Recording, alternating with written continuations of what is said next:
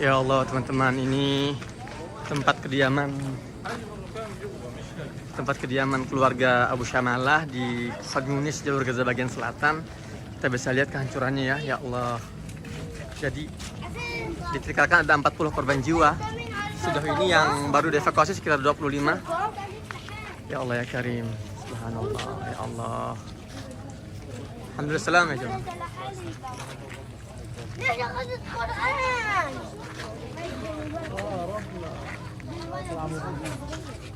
الله يا الله. كيف حالكم يا جماعة؟ الحمد لله. كويسين؟ اه كيف معنوية؟ ها؟ عالي. ما شاء الله عليكم ما شاء الله عليكم. Teman-teman tahu gak?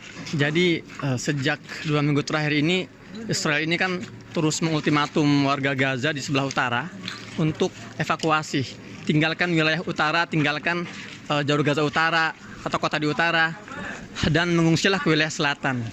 Dan antum tahu gak?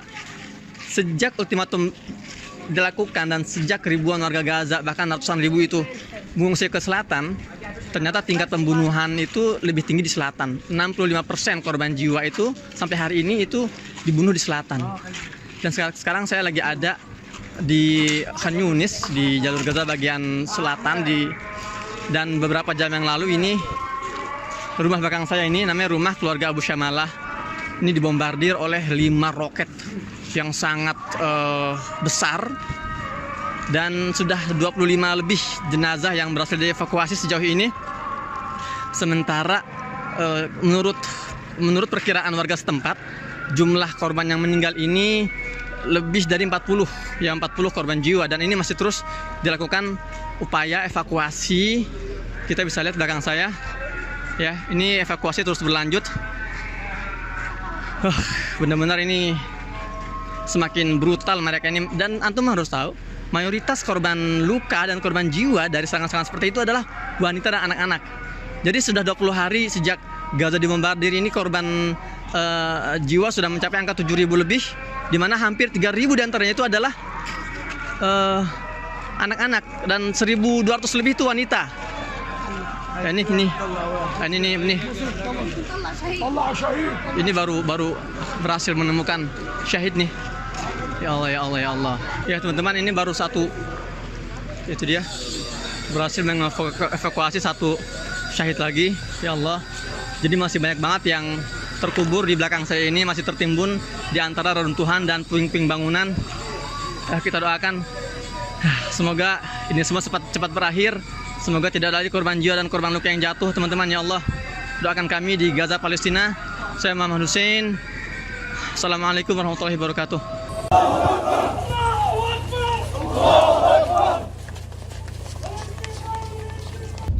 Assalamualaikum teman-teman, selamat siang waktu Gaza, hari ke-20 sejak agresi Israel ke Gaza ini semakin brutal. Saya tadi barusan dari salah satu desa di wilayah selatan ini. Antum sudah lihat ya tadi laporan singkatnya. Ya, banyak hal yang terjadi dalam 24 jam terakhir. Bayangin sih teman-teman, ratusan ribu warga Gaza ini mengungsi jauh-jauh dari wilayah utara dengan iming-iming bahwa di selatan lebih aman, tapi ternyata mereka dibantai ketika sampai di selatan. La haula wala quwwata illa billah. Dan saya sebagai seorang aktivis kemanusiaan, saya mau curhat sama kalian semua ya. Saya juga dilematis sekali sebetulnya. Saya sudah banyak yang nitip ke saya. Sudah banyak yang mengamanahkan hartanya untuk kita salurkan, tapi kami di lapangan ini juga nggak bisa semudah itu menyalurkannya, karena sebetulnya yang benar-benar dibutuhkan ini harusnya pintu rafa dibuka dan barang-barang logistik masuk, itu yang dibutuhkan. Kalau misalnya kita mau eksekusi sembako semua ya, untuk ribuan warga, ternyata barang-barang logistik di Gaza ini sudah semakin menipis gitu kan. Dan juga untuk distribusi sembako ini nggak gampang teman-teman, ini resikonya besar gitu. Dan juga efektivitas juga kurang efektif sembako ini. Saya sudah jelaskan, sembako ini kan isinya kan seragam semua ya, minyak semua, beras semua. Tapi kita berikan ke keluarga yang mengungsi, mereka mengungsi itu kan nggak ada kompor, nggak ada dapur khusus gitu loh. Jadi gimana mereka mengolahnya juga, para pengungsi ini juga punya kebutuhan yang bukan hanya sembako, jadi seperti pampers, pembalut. Makanya kita inisiatif bagi-bagi kupon belanja. Kita bawa ribuan warga ini untuk datangi sebuah mall, beberapa mall gitu ya, untuk mereka milih sesuai kebutuhan. Tapi ternyata mall-mall itu juga sudah semakin menipis persediaannya gitu. Nah, saya harus nyari lagi nih mall-mall yang masih ada persediaan gitu kan. Itu satu hal. Kemudian hal yang lainnya, kita mau eksekusi program obat-obatan misalnya kan. Tapi saya ini sudah semingguan ya keliling-keliling ke gudang-gudang farmasi, logistik, medis. Memang nggak ada. Mereka sudah terserap semua oleh terutama lembaga-lembaga internasional kayak PBB gitu ya. Mereka sudah diserap dan digunakan di rumah sakit yang ada itu pun sudah habis. Jadi rumah sakit pun sudah kewalahan mereka sekarang ini, nggak bisa memberikan apa istilahnya ya, perawatan atau treatment terendah pun nggak bisa mereka berikan karena sudah tidak lagi punya obat-obatan. Memang ada sih kalau saya keliling-keliling ke beberapa farmasi-farmasi lokal, namanya itu toko-toko obat, itu masih banyak obat-obatan, cuman obat-obatan yang bukan urgen gitu loh, obat-obatan yang sifatnya itu kayak pil gitu kan, kayak misalnya obat sakit panas, sakit flu gitu. Artinya bukan seperti cairan opname, itu dibutuhkan tuh cairan opname, terus alat suntik, kemudian juga anestesi, obat bius, itu yang dibutuhkan, tapi sudah nggak ada kan. Jadi saya pusing, saya harus gimana nih gitu. Memang satu-satunya solusi untuk hari ini ya buka perbatasan Rafah gitu. Dan karena masalah rumah sakit pun bukan hanya ketiadaan obat-obatan, membeludaknya korban luka, korban jiwa, itu juga membuat mereka kewalahan, membuat tim medis ini nggak bisa menangani dengan baik. Dan mereka ini sudah seminggu ini setiap hari itu membuat seruan-seruan kepada seluruh masyarakat Gaza yang punya background medis, perawat, dokter, apalah itu, entah yang masih aktif atau yang sudah pensiun, harap semua merapat ke rumah sakit terdekat karena mereka butuh SDM untuk mengimbangi jumlah korban, jumlah pasien yang terus datang ribuan dari hari ke hari. Sudah separah itu teman-teman. Jadi ya saya nggak bisa berbuat banyak. Jadi selain misalnya juga SDM dan fasilitas, bahan bakar juga sekarang ya Allah nggak bisa. Antum lihat deh, nih sekitar saya ya, ini jarang sekali nih ada mobil-mobil yang gerak nih, sepi.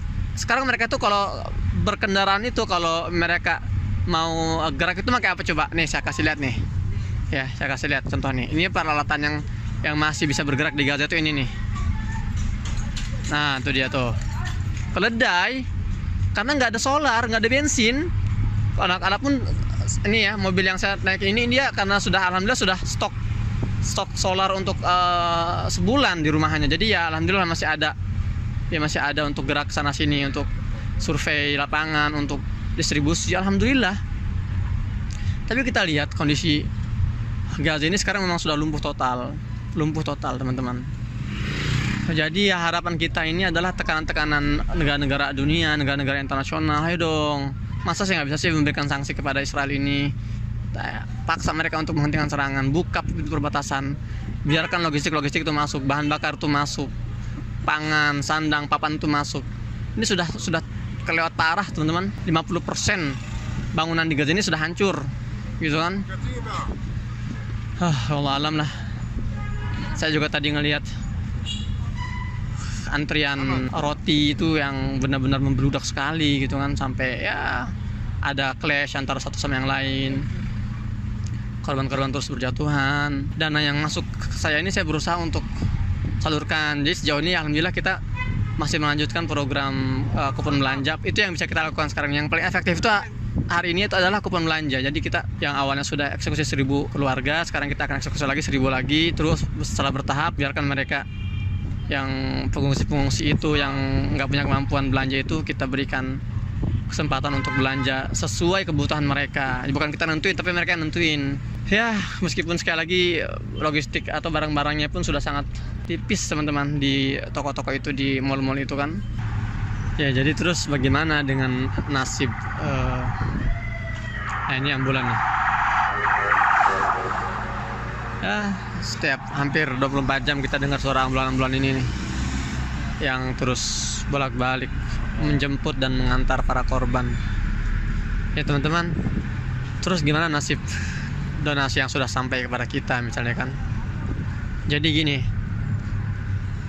apa yang terjadi hari ini tuh masih dampaknya itu masih sangat lama sekali ya. Kita juga nggak bisa terburu-buru harus mengeksekusi semua bantuan hari ini, karena kondisi sekarang memang situasinya tidak kondusif untuk bisa maksimal ya, untuk memberikan bantuan. Kita nggak bisa bagi-bagi bantuan ini secara misalnya sporadis itu kan, tanpa adanya koordinasi gitu kan. Saya bisa aja foto juga direct dokumentasi, laporin semaunya, nggak bisa aja, cuman kan haram itu hukumnya kan.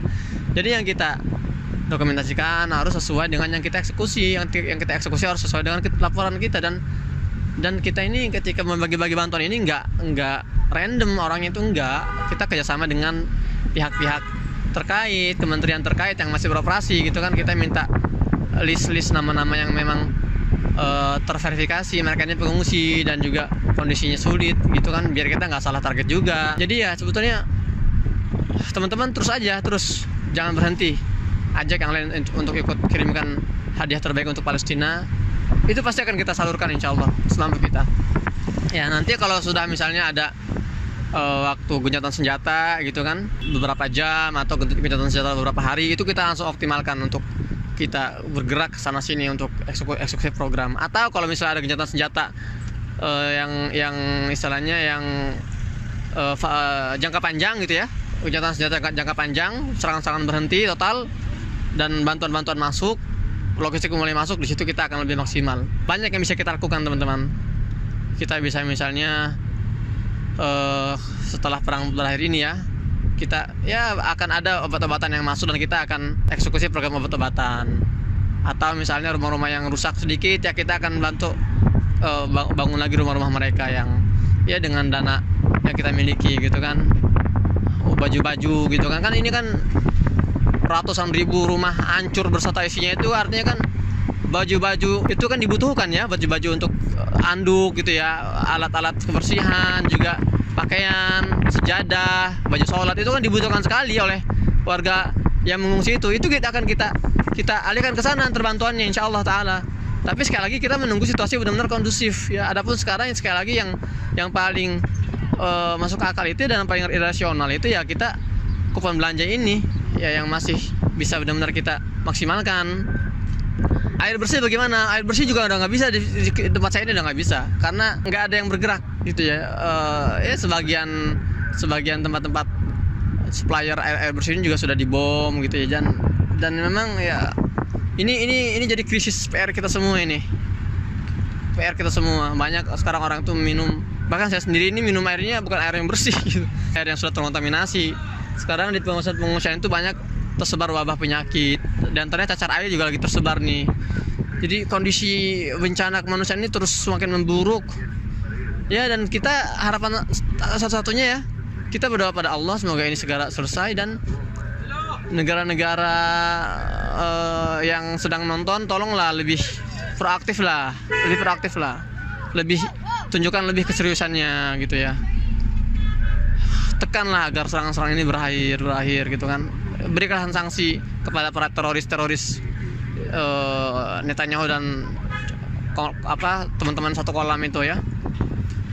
Tunggu apa lagi? Apakah menunggu korban terus berjatuhan, menunggu anak-anak tak berdosa dibunuhin?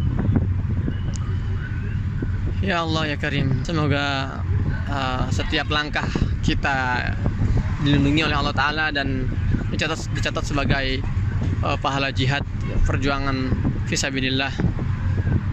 Itu yang bisa saya sampaikan teman-teman.